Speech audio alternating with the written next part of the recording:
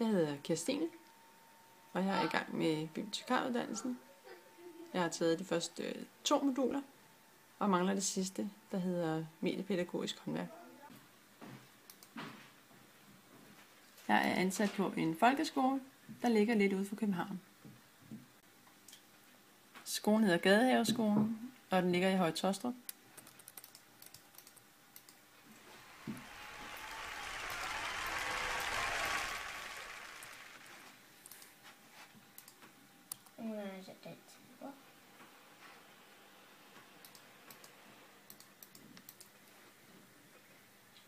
Det er en 3-sporet folkeskole med ca. 550 børn, hvor i størsteparten har dansk som andetsprog.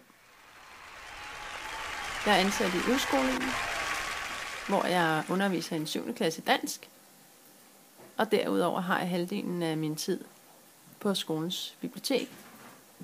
Det er derfor, jeg tager min uddannelse.